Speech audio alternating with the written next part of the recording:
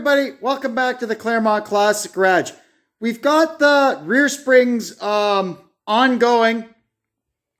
So in between coats of paint and waiting for parts and stuff like that, I'm going to start working on all the stuff, the rear brakes and stuff like that, so we can put the axle back in and get that all back together. So what we're going to do now, we're going to kind of pretend that the springs are already done and back in, and we're going to start working on some of this other stuff. This is the brake support from the left side. You'll remember the one that the cable was held in with a zip tie. And we can see why the cable was held in with the zip tie. Part of the ear that the cable pops into is, well, gone. It's busted off somehow. So I'm going to make a complete piece on the lathe, and then we'll cut this little piece off and see if we can weld it on here. This is not cast iron. This is cast steel. So it's malleable. You can heat it and weld it and do stuff with it. So we should be able to fix this. If not, I mean, you can buy the entire assembly new, but why would we do that when we can fix it? So the first thing we've got to do is get these studs pushed out. They've got a spline on them, like a wheel stud. We'll push those out. That'll let us separate the backing plate from the actual support, and then we can work on the support. So here's our little piece we made on the lathe, and it just sits right in there like that. And I'm going to weld it in now, and we should be all set.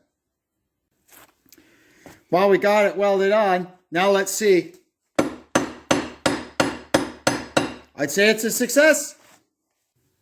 Now we'll get these things cleaned up as best as we can and send them over to Deb for paint. I have to say, all those years ago, Mr. Gottlieb's welding class in trade school, something must have sunk in, because I can't believe that didn't break when I hit it. These back shocks are almost new. There's nothing wrong with them. They work fine. They don't leak. But I don't know what kind of paint they use on shock absorbers, but it's like a sponge. It doesn't last too long. So we cleaned them up, and we're giving them a nice new coat of yellow paint. The closest thing I could find to Monroe yellow. And they'll look a little snazzier when we put them back. Here's a few parts cleaned up. Got a coat of paint on the back sides of them. Tomorrow we'll flip them over and paint the other sides of them. Now we're going to fix up the part cables. These are nice original Chrysler ones. They've got the coated core, so they're very resistant to seizing. So all we're going to do is we're just going to get over on the buffing wheel there and get this end cleaned up, and I'm just going to shoot some kind of paint on it, just to more or less make it easy to see what I'm doing when I put it together. We'll clean up this bracket, and on the other end here, this is our intermediate cable. So all this is, if you've got a quad cab truck, you get this little intermediate cable to join the front cable to the rear cables. If you have a regular cab truck, you don't have this. So this is very old, and it's corroded and it's starting to fray. So I've ordered a new one and 2 new barrel connectors. So we're going to pop this off of here, and then we'll clean this cable up. That's those done. I got a lot of the hardware sorted out. Now we're going to get it all cleaned up so it's ready to go back on. I've got the hubs here. I knocked the seals, the bearings and everything are out of them. I'm going to get them cleaned up and get some paint on them. And yeah, we're making good progress here. Oh, look at all that nice, clean hardware. Now I'm going to start cleaning up the rear end. I've got it upside down right now. We'll get the bottom of it scraped off as much as we can and wire wheel it. And I might power wash it, we'll see. And then we'll get some paint on it. Then I'll flip it over and do the other side. I got the rear end all cleaned up and painted. Once it's in the truck, I'll pull the cover off and we'll get the cover cleaned up and painted kind of as a separate thing. But for now, the main part of it is done. That man, that's a big rear end. Holy moly. Look what it did to my dolly. Now I'm cleaning up the rear hubs. I've gone over them on the other side that's kind of exposed to and it rusts really bad. I went over it just with this thing. Hang on.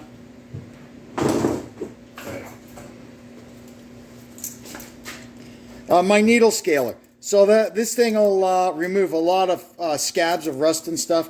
So I got them mostly cleaned up, so there's no more loose crap. A couple of heavy coats of rust paint and it'll look good, well, till it rusts again. We got them all cleaned out in the solvent tank, and now I'm addressing this side. This is the outer side of the hub where the axle flanges are. And you can see here, I don't know if that turns up well on the, right there, sorry.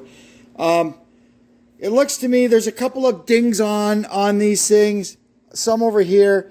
And I kind of wonder if somewhere along the line somebody was taking these hubs on and off and didn't have that right special socket and was trying to do it with a hammer and a punch and might have missed the punch and dinged that a couple of times. So what we're going to do is just get a file and run it over here and make sure we take off or dress any high spots that will put any like undue flex on our axle shafts. So you can see there, it's touching around there. So that was a bit of a high spot.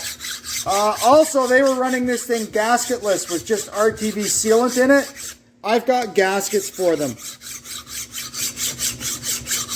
I wonder if I've got, the gaskets I got are kind of like a paper gasket.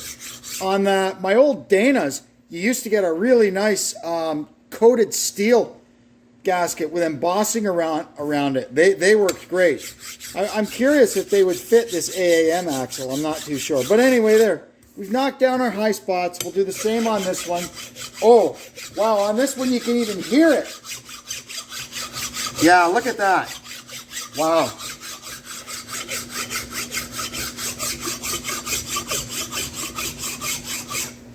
Yep, there's a ding there, a couple of dings there.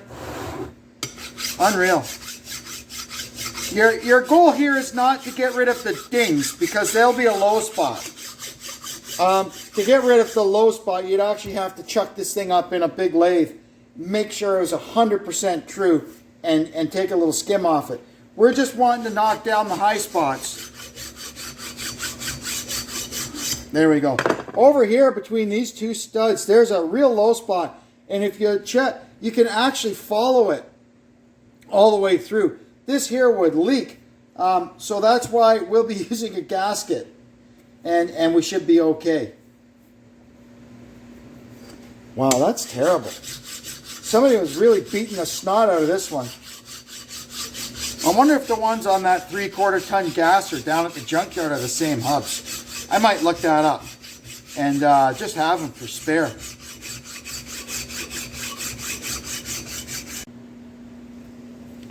All right, we've got a 7/16 course tap on here. These holes they're tapped a long way down, so you got to make sure you've got that, like the tap all the way in, because the bolts are quite long. And there we go. We'll be pulling out, look at that, a lot of old sealer and Loctite and stuff.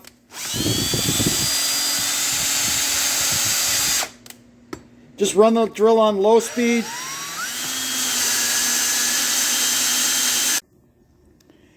Well, there we are. Got our hubs cleaned up and painted. Once the paint's dry, I'll just get a Brillo pad and make sure any overspray that made it onto the bearing races is cleaned up. And they'll be ready to install. When I took the auxiliary fuel tank out of the back of the truck, we found this nice little pinch bar stuck up the side of it. And it was just a blob of rust. It had been there forever. But I said, hey, it came with the truck, therefore it must belong to the truck. So I said, when I'm grinding my spring leaf, so I'll grind the rust off of that and paint it red. So I did that, and we could throw it in the back and keep it with us. Next thing we're going to do is get this brake line ready. As you can see from the factory, the flex hose and the brake line are all in one piece. So when you buy a replacement brake hose, you need to cut that off and put a nut and flare it. And what they do, you can see there, they make the nut just a tiny bit longer to make up for the little bit of length that you're going to lose when you flare it. So we'll go ahead, we'll get that thing cut off, and we'll double check this line to make sure it's okay. And we'll go from there. Oh, there we go. All fixed up. Perfect. Now we can fix up our rear calipers. Pretty much the same procedure as when we did the front ones. I'll just kind of gloss over it quickly. Strip it down. First, we get the dust seal out. Oh, that might come out once the piston's out. I can't remember. Oh, there it comes. We get in there pretty good. There it comes. Ta-da.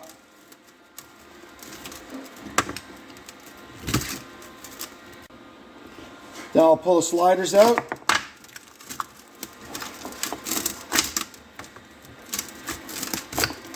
This caliper wasn't too old, I don't think. We'll do the same to the other one. Then we'll get the air and we'll push the pistons out. We've got our piece of wood in there to catch the piston when it comes flying out. One of them will come flying out with a bunch of brake fluid. We'll put a rag over top of it so we don't make too much of a mess. Got one out. And out comes the brake fluid.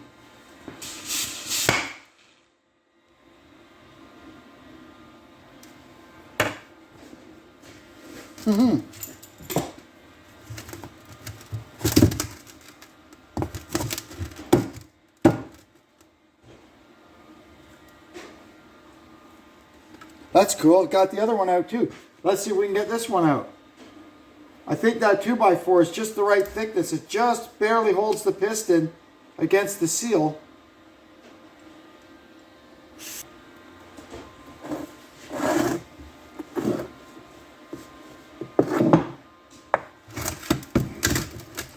Now we'll flip them over and we'll get the banjo bolts out.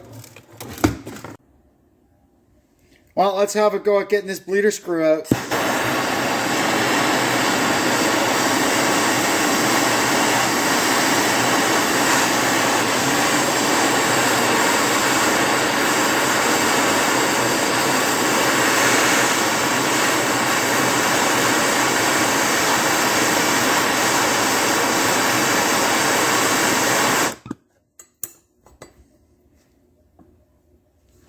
There we go.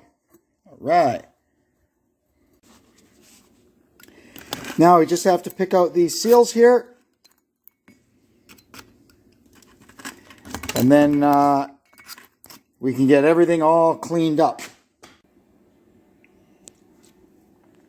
Now we can put our parking brakes back together. We got our new dust shields here. They're going to go on there like that. They come with the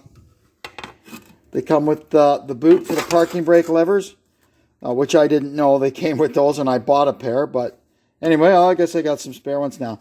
They're made by Dorman, and there's a little note inside the box. It says they are guaranteed for life against rust out. Let's hope I never have to take them up on that. So the first thing we're going to do is go over to the press and push the studs in.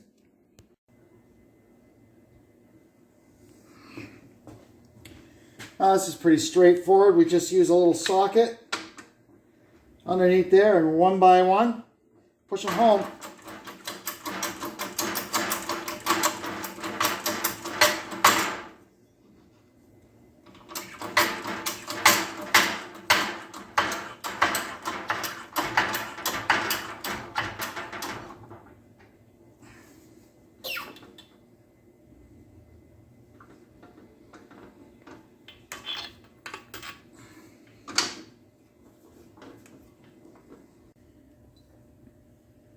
Now I can start putting it together. I've got new levers for them.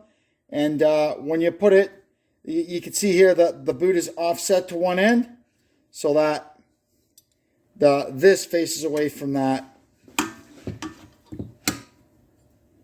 There we go. And they give us a little bit of white grease. So we'll put that in there on the places where the brake shoes touch the backing plates.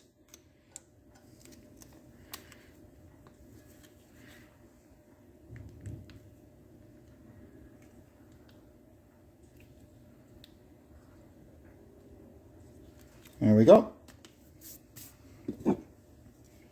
Here's our shoes.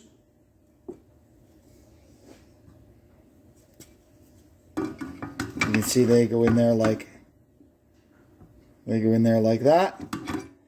I think first we'll put the springs on. That's what I did on the other side.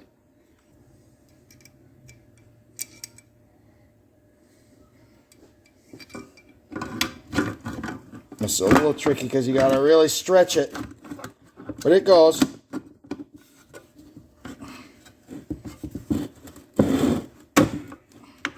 There.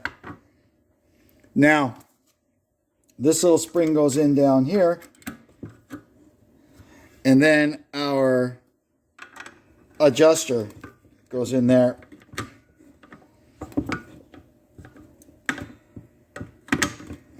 Like so. Then it's just a matter of getting the hold downs on. That's a little tricky, but we have the technology. I'm sure there's some kind of a special tool for these things. Here's my special tool.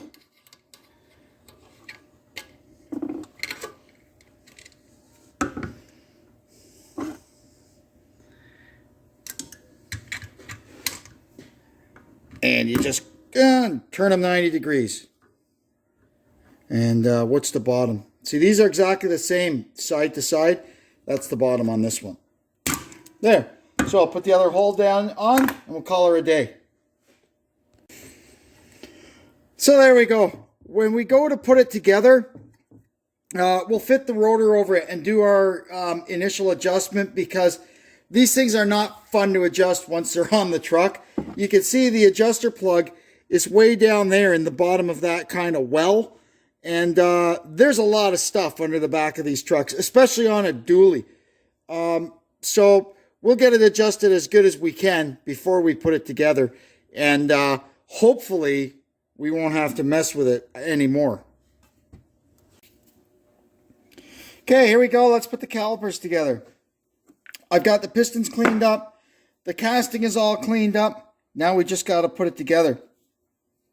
So there's a couple of steps. First, we're going to put the dust seals on the pistons. That's pretty easy. We just need a little bit of clean brake fluid here. I'll just pour a little bit in there, like that. Don't have to go too crazy with this stuff, and we're just going to put a little bit around here.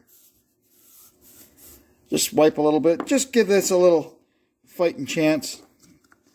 And you just pull it down over like that. And it'll, there, snaps into that groove. And we pull it back up. And we do the same thing with the other one.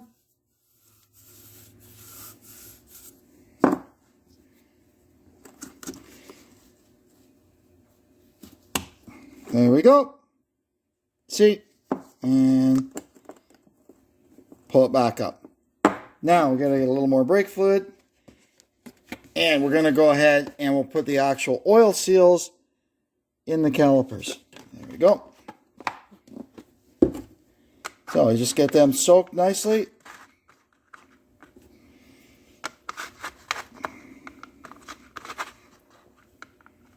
Okay. We'll spin our camera around here. So these guys just go in the groove in here. There's no in or out. They just go in. It's just a square seal, and you make sure it's in. Oh, and before we did this, we've cleaned this all up. We've cleaned it out with brake clean, blown it all out with compressed air, so it's as clean as can be. If you find that your bores are pitted up a little bit, you could sometimes hone them a bit, and they'll be okay. If they're too bad, you have to send it out because eventually those pits will collect moisture and stuff, and it's just not going to be a good situation. Eventually the caliper will fail. But for the most part, the seal rides on here. The pits I'm talking about are in here. Down there, not such a big deal. So we got our piston just sort of in there as straight as we can. Put something on top of it. Now we got to find something soft to tap it in. Nice piece of hardwood dowel should work.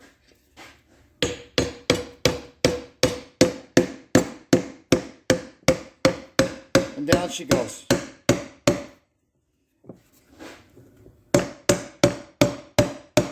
That's actually a little too big. Let me find something more better.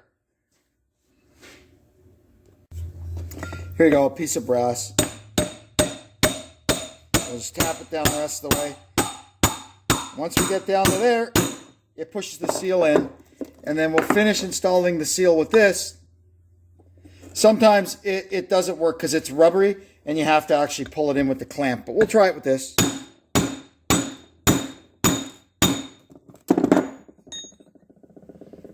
Yep, it went in. Good. Now, same job on the other piston.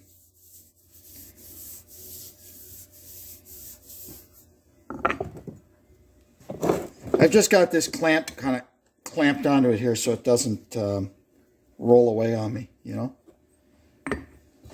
It's just getting it started in is the trick. You don't want to caulk it in the bore and chip the side of the piston.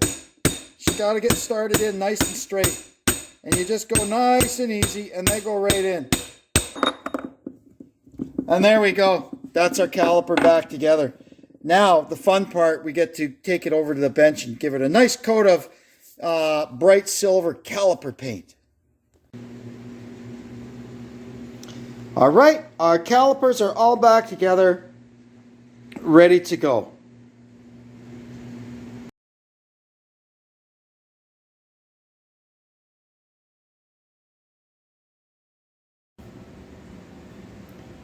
Well, we got a lot done there, eh? We got most of our sub-assemblies put back together so that once we get the springs in and get the axle back up,